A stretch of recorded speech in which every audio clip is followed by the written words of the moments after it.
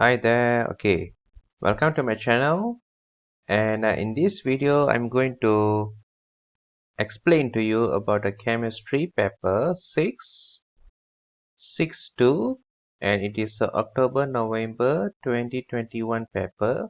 The time duration here is 1 hour. Alright, okay, now let us move to the first question. Okay, the first question here: carbon dioxide is a colorless gas that is denser than air. Carbon dioxide can be made by reacting with marble chips with the dilute hydrochloric acid. A student tried to make and collect carbon dioxide gas using the apparatus shown here. Okay, now let us look at the question. Okay, the first question, A.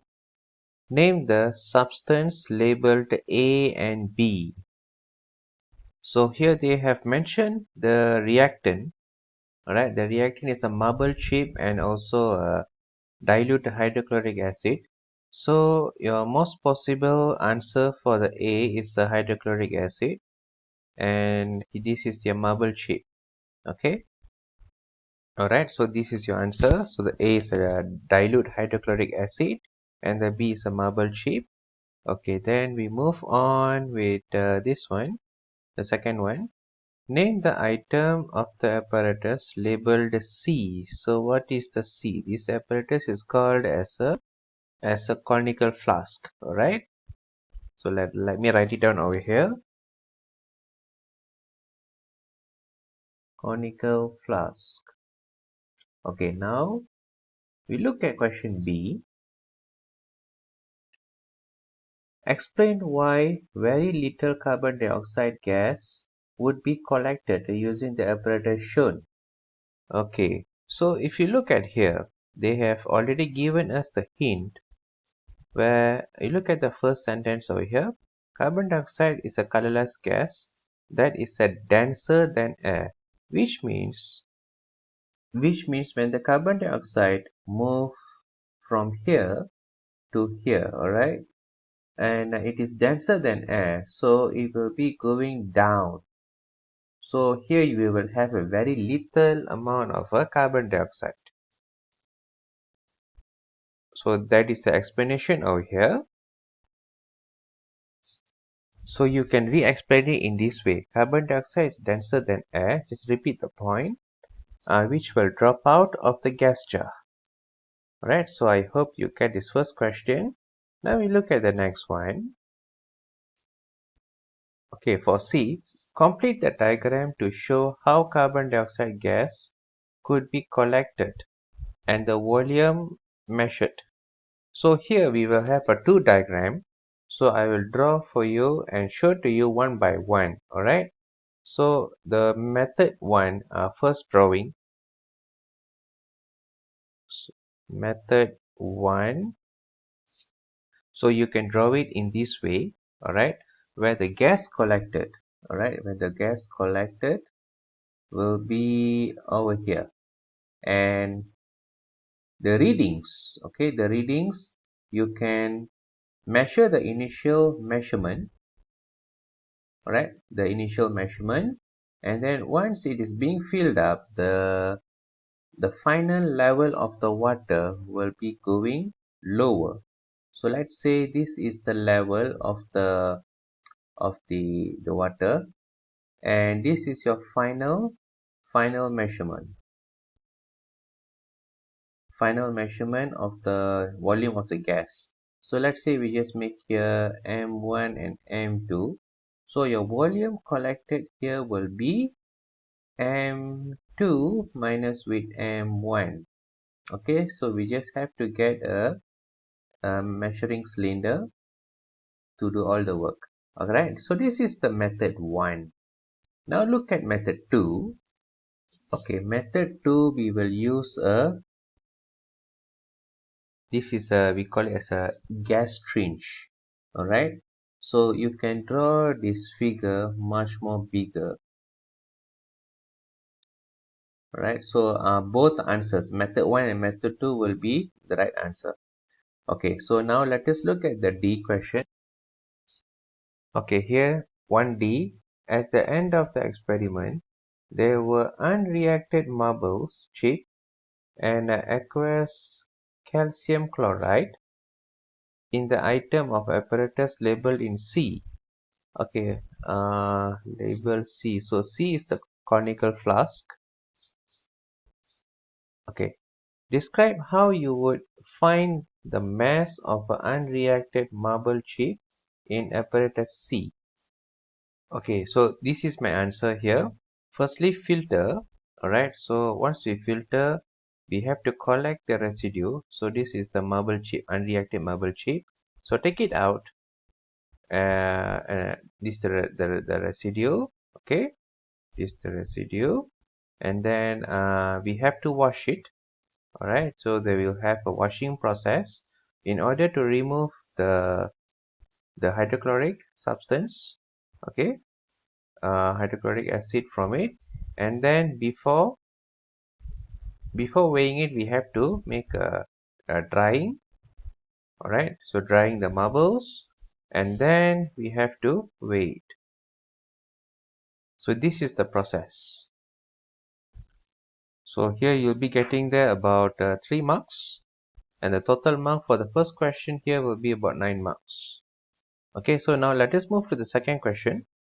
Okay, now number 2, student investigated the reaction between two different solutions of aqueous sodium carbonate solution K and also solution L. So two different solution of aqueous sodium carbonate. So this is sodium carbonates K and L, and two different solution of dilute hydrochloric acid M and N. Okay, now 3 experiments were done. So now we look at the first experiment. Experiment 1. Okay, this is slightly better, bigger. Okay, now a burette was filled with a solution K, which is the sodium carbonate. Okay, some of the solution K was run out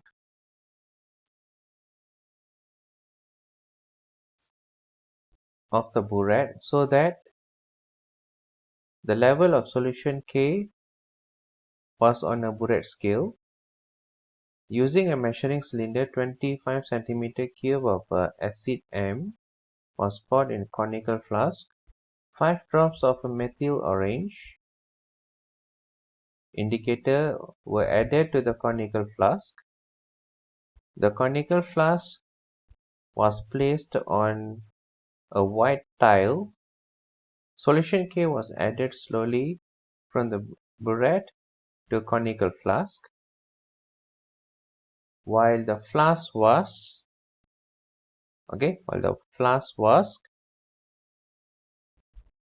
swirled until the solution just changed color. Okay, so please remember the color of the methyl orange indicator. Okay, let me write this for you. So this is the color of this methyl orange. So when it is in acid, it should become a pink or red color. In alkaline, it is in yellow color. Okay, now use the Buret diagram to complete the table for experiment 1. So final Buret reading, this is about, this is 32, 1, 2, 3, 4. Alright, so this is, should be, you have to read from here, 31, 1, 2, 3, 4, 5, and 6. So here should be 31.6, and your initial reading here will be exactly at 8. Yeah, okay, 8. Okay, let me zoom this one out, and here we just have to fill it up. So the initial is 8, centimeter cube, and here's about 31.6 centimeter cube. And the volume of solution K added. So the solution K, if you wonder what is the solution K, so please go back to the first one. A burette was filled with solution K. So this is the solution K actually. So we just have to minus both of these. So here we'll be getting the about 23.6. Okay, 23.6. Okay, now we go through the experiment number 2. Okay, the conical flask was emptied and rinsed with distilled water. The burette was refilled with the solution K. It's run out from it's the same. And using the measuring cylinder 25 centimeter cube of acid N was poured into conical flask. 5 drops of methyl orange were added to the conical flask. It's the same thing. And look at the last one. Solution K was added slowly from the burette to the conical flask, while the flask was swirled until the solution just changed color. So we go back, we move on with the next page. Alright, using the Buret diagram to complete the table for experiment 2. Okay, we have the final Buret, initial Buret, and the volume reading. So the final reading here will be 15.9, and here will be about 4.1. Okay, so if you look at it closely, is one below here, so it's 4.1, and your volume of solution here will be about 11.8. Okay, now we go back to experiment number 3. So if you go through it, it's the same, almost the same. Emptied, rinse with water with solution L, and this is solution K. Experiment 2 is solution K. Experiment 1 and 2 is solution K. This one they begin the experiment with the solution L. The rest is the same. Conical flask. Okay. The solution L was added slowly. Alright, now we take up the measurement.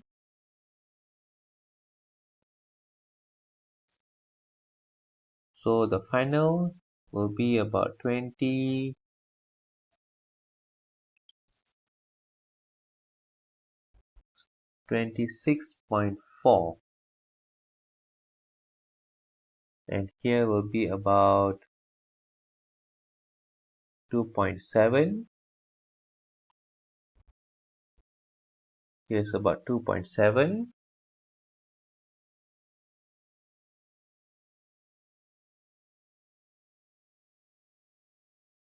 So your volume, we just have to calculate the difference over here. So this is about 23.7. Okay, to complete the diagram itself, it will give you about 5 marks. Okay, so please don't make a mistake over here. Okay, now we move on with the next one.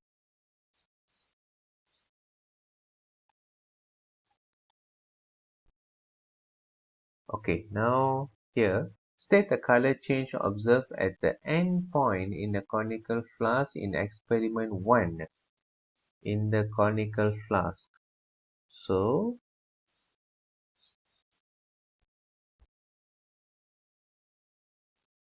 experiment 1. Okay, in our conical flask, we do have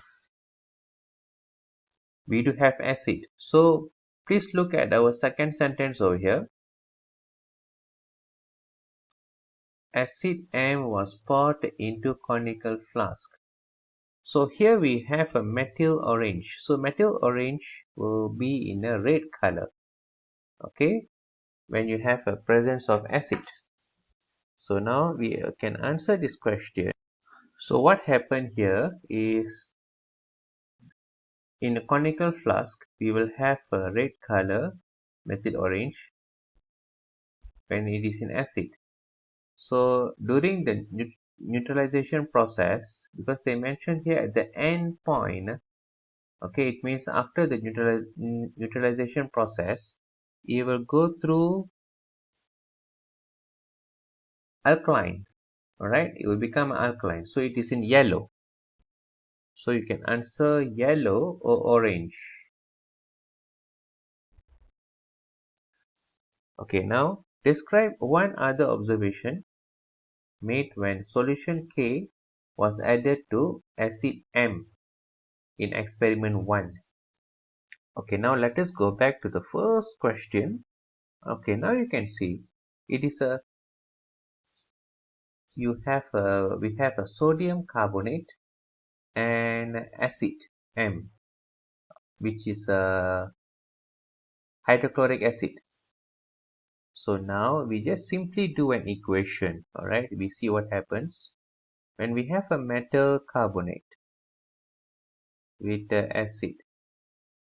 So we will have a salt, all right, and we will have a carbon dioxide plus with water.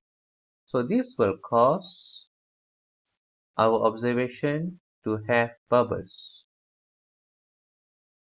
Okay, so D1, compare the volume of solution K used in experiment 1 and experiment number 2. Okay, experiment 1, we do have the volume is being used is 23.6. 23.6, and experiment 2 here is 23. This is 23.6. This is experiment 3. So now we have to look at experiment 2. Alright, so this is the experiment 2. This is 11.8. So 23.6, 11.8. So we just have to write it down over here. Experiment 1 is 23.6. Experiment 2, the volume is about 11.8. So this is my answer suggestion because they asked us just to compare. Alright. So solution K volume used in experiment 1 is almost twice the volume used in experiment number 2. So this one is you can adjust it in your own sentence. Okay, and then look at the next question. Suggest why different volumes of solution K were needed in experiment 1 and experiment number 2. So in our first experiment here, solution K will be reacting with the acid M. Okay, this is the acid M. So experiment number 2 is K will react with the N, acid N. So in the most possible case here will be acid M. Alright, the M is much more concentrated compared to N.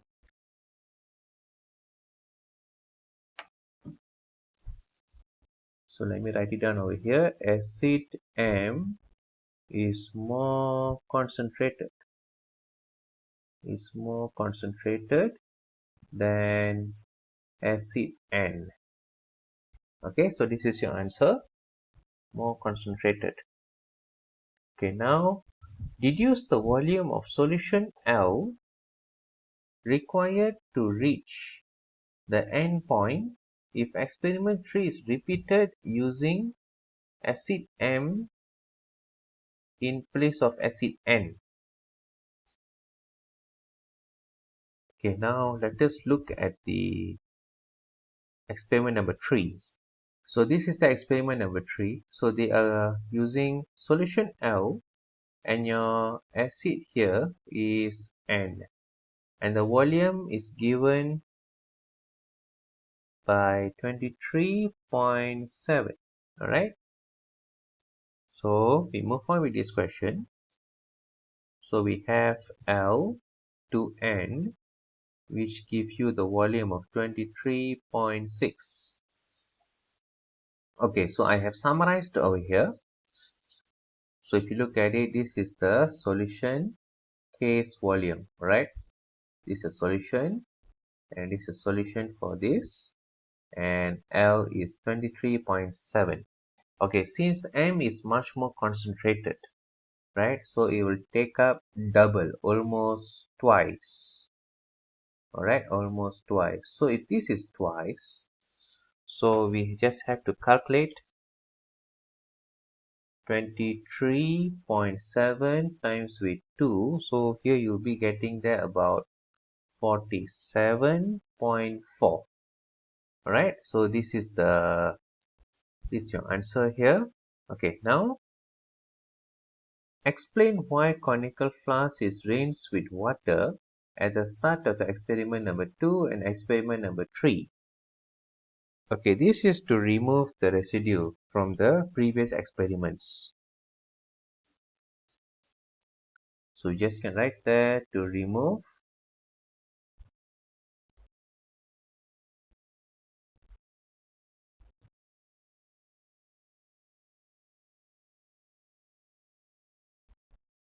from our previous experiment. Okay, so we have 1 mark here. Okay, the next one. At the start of experiment number 3, the burette was rinsed with water. Describe an additional step that would have been done after rinsing the burette with water, but before filling the burette with the solution L. Explain your answer.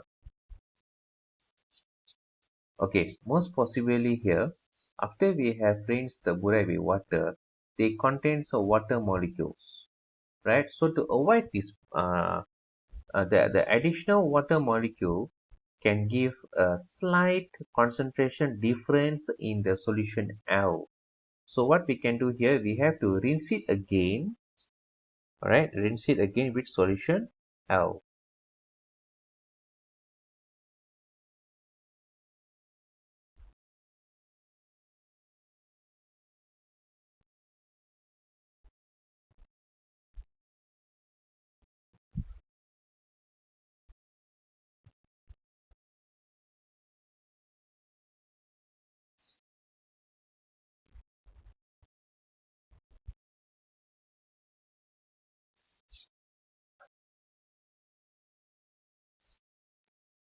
Okay, you can add in to avoid changing its concentration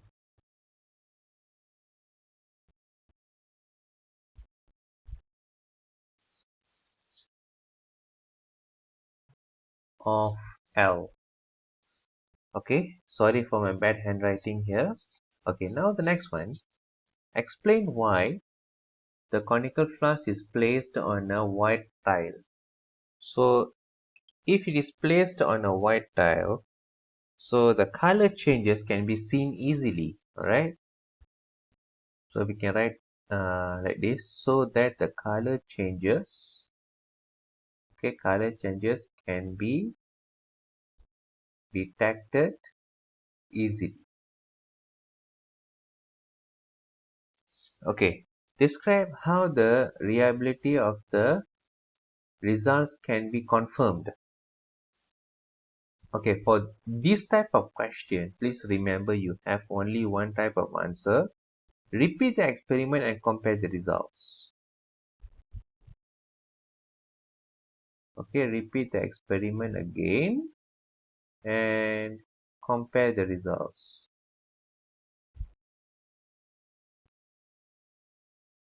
Okay, this is also 1 mark. Okay, we move to the next question. Okay, state one source of error in experiment 1. Suggest an improvement to reduce this error. Source of error and also improvement. Okay, now let us go back to the experiment 1.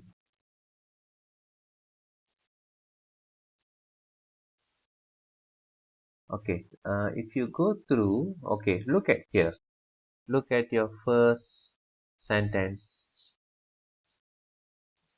Okay, a burette was filled with a solution K. Some of the solution burette was run out of the burette. This is the error. Okay, source of error. So that the level of solution K was on the burette scale. Right, so this is the error number 1. And error number 2 you can detect is the second sentence. The second point, using the measuring cylinder of 25 centimeter cube of acid was poured into conical flask. So here we can replace the measuring cylinder by using pipette. Okay, by using pipette.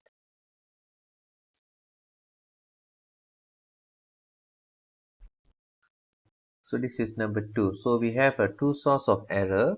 So we can use either one of this.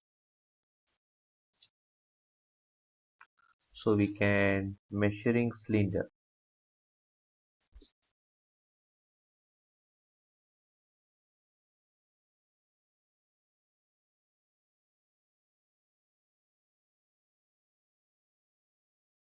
So your improvement here we can use a pipette.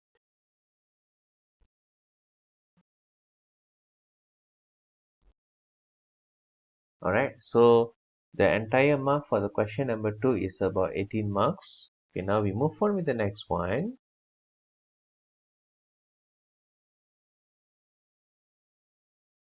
Okay, now, okay, here's number 3. Solid O and liquid P were analyzed. Solid O was ammonium bromide. Okay, ammonium bromide. So this is ammonium bromide.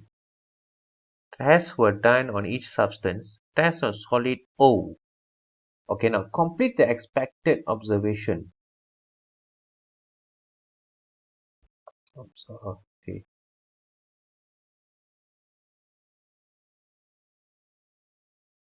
Okay, solid O was dissolved in water to form solution O. Solution O was divided into 4 approximately equal portions in 4 test tubes. To the first portion of liquid O, approximately about 2 cm³ of aqueous ammonia were added. So remember, all salt, ammonium salt solution is soluble in water, so they will break into ammonium ion and also bromide ion in water. Alright, so in our solution O, we do have a ammonium ion. So when you add the aqueous ammonium, alright, so into the solution O, there will be no changes. So you can write down here no changes, or you can write down there is a no reaction. Okay, to second portion of solution O, about 2 cm³ of aqueous sodium hydroxide was added. The mixture form was warm, a gas was given off. Okay, when a sodium hydroxide was added to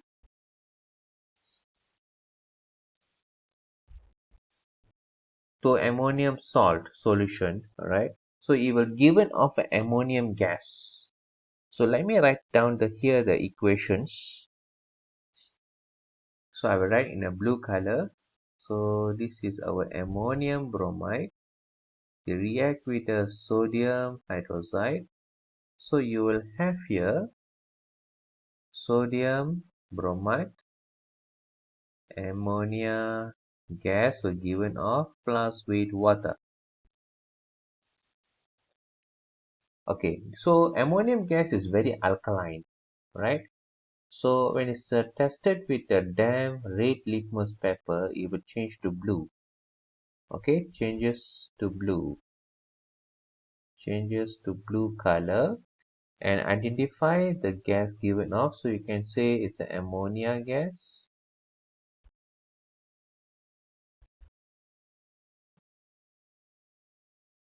Okay, so this is the answer for this question. Okay, now look at our third portion of solution O. 1 centimeter cube of a dilute nitric acid followed by a few drops of aqueous silver nitrate. Okay, remember when you have both of these, alright, nitric acid and silver nitrate, they are going to do the testing for an ion, especially chlorine, bromine, and also iodine. Okay, so each will give out their own colors for the precipitate. So for chlorine will be white color. Your bromine here will be in a cream color. So this one you can say cream color precipitate form.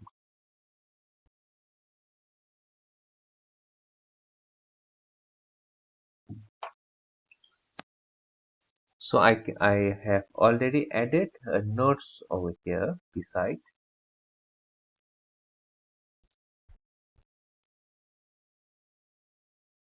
Okay, please take note of this.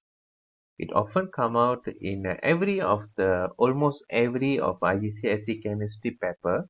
So this is for the halide ions. So we need to have two things, dilute nitric acid and few drops of a silver nitrate. So what happens here is the silver here will be reacting with all these ions. So if you have silver chloride, this is the color. You have to remember this, white. If it's a silver bromide, it's a cream color. If it's a silver iodide, you must have a yellow color over here. So please remember the colors as well as the halide ions. Alright, so now we move to the next question. Okay, here to the fourth portion of solution O, approximately 1 centimeter cube of aqueous chlorine were added. So here we can see this, there is a displacement reaction going on.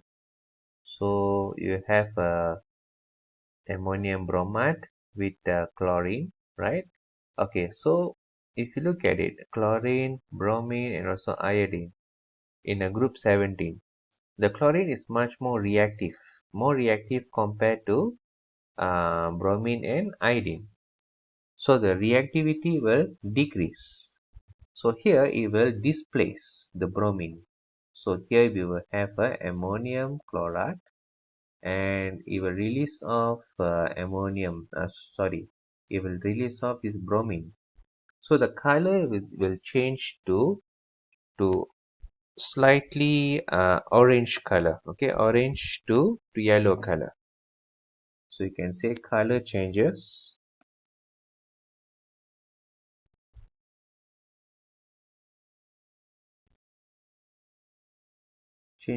to you can say orange or yellow. Okay, solution changes to yellow. So this is 1 mark. Okay, now we move on with the next one. Okay, now test on a liquid P. So test 1 is a few drops of liquid P were placed in a crucible. A lighted splint was applied to the surface of the liquid P in a crucible. So your observation here will be burned with the orange flame, a lot of smoke. A lot of smoke means here you have a lot of carbon being released. Okay, soot is carbon, right? Soot is a carbon was left around the top of the crucible. Okay, test number 2. If you see this soot and a lot of smoke, it should be something to do with a fuel, right? A fuel type of a solution, something like alkane, alkene. Okay, now look at test number 2. A few drops of liquid P were added to a test tube containing 1 centimeter cube of aqueous bromine. So color change. So you can remember there is only one which is alkene. Example, like we have let me show you the equation for alkene. So let's say we are using ethene. Okay, ethane plus with the bromine. So we have here double bond. All right.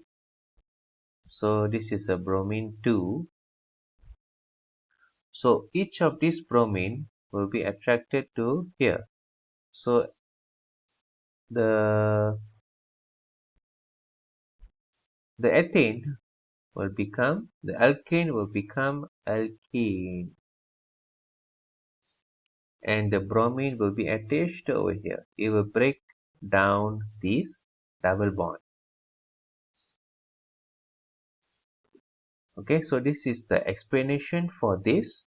Now state what conclusion can be made about liquid P. So you can say it's a alkene.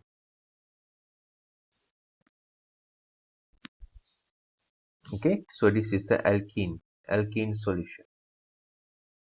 Okay, so this is the question for number 3. Total marks for this question is about 7. Okay, now we move on with the next question. Okay, number 4. Cobalt is a metal. Cobalt is between copper and iron in reactivity series. Copper and iron. Alright, the mineral sphero-cobalt contains the compound cobalt 2 carbonate and no other metal ions. So they only have a cobalt carbonate. Cobalt carbonate is insoluble in water and reacts with a dilute acid to form an aqueous solution of salt. Describe how you would obtain a sample of cobalt metal, starting with a large lump of a sphero-cobaltate. You have access to all normal laboratory apparatus and also chemicals. So there is a few methods over here. Okay, so let me write it down for you. Okay, this is the method 1.